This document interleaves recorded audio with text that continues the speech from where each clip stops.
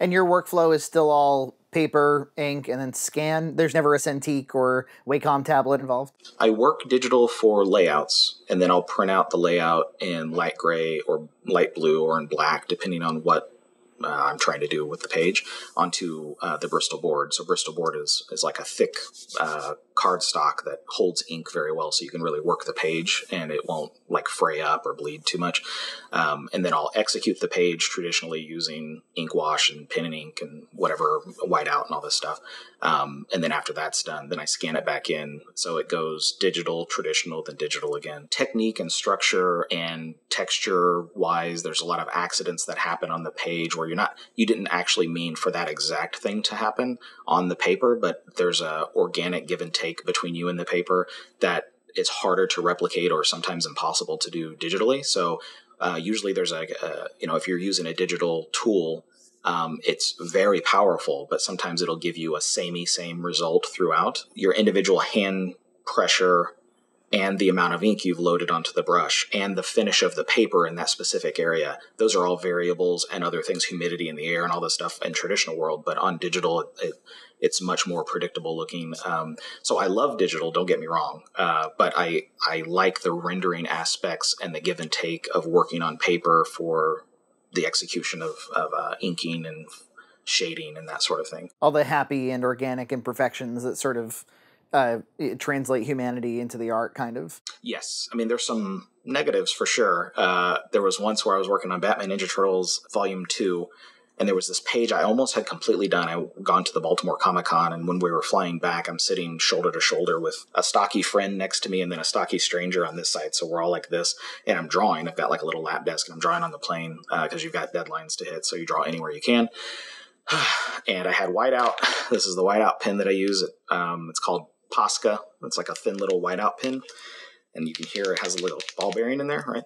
So you're in a pressurized cabin, and I didn't think about this, but to get the whiteout to flow, you have to compress the tip of the whiteout pen, and because it's a pressurized cabin, oh my gosh, this page was almost done, and I had this little bitty spot that I needed to touch up, and as soon as I compressed the tip, because we're in a pressurized cabin, this huge blob of very runny whiteout went bloop and ran down the page.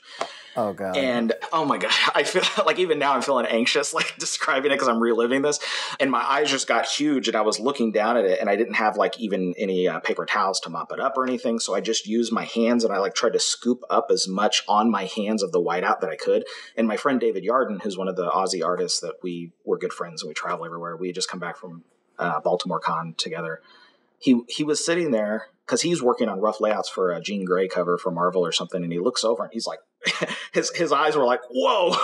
And I looked over and it's like I was looking to him kind of for help or like, could he suggest anything? And he goes, yeah, my hands are covered in whiteout. Yeah. And he just goes, man, there's just nothing you can do.